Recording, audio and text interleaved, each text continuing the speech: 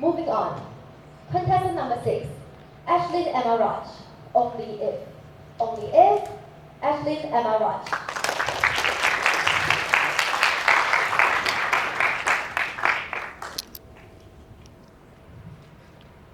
I walked into the exam hall, feeling confident. I thought to myself, this paper is probably going to be a piece of cake. Totally nothing to be worried about. I picked up my paper and sat down confidently. I flipped the first page open. Oh my gosh, the second page, the third page, the fourth page. Oh my gosh, I didn't remember any of the answers. My teacher noticed my change of face and walked by and asked, Ashlynn, are you okay? At that time, I was so not okay. The only thing I could think of was that big fat F on my report card. I looked at her and I was speechless. And then 5 minutes later, it hits me. Not just the answer, but the perfect one with a perfect explanation and even a diagram too. Wow, thank you, brain. But next time, maybe try showing up on time during the exam. That exact brain betrayal happened to me last year. Blank during the paper, genius right after. And then come the thoughts.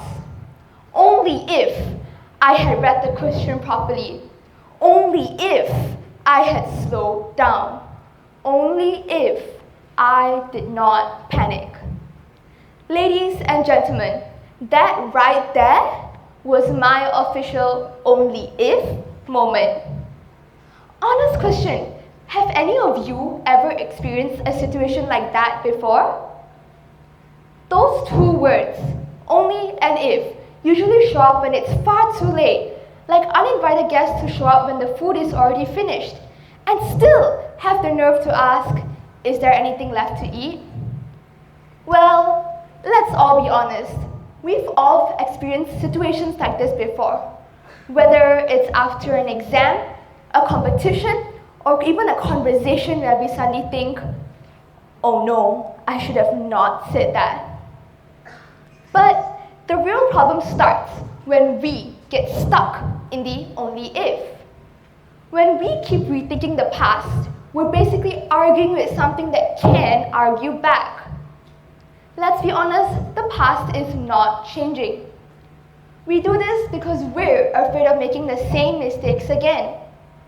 Honestly, if overthinking could change the past, I would have been a straight A student by now. But here's the good news. Every only if comes with a lesson. My exam regret taught me to slow down. Other regrets teach us to prepare better, speak up, or even manage our time more wisely.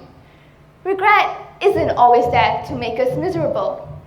It is also here to teach us, even if it may be a strict teacher that gives extra homework.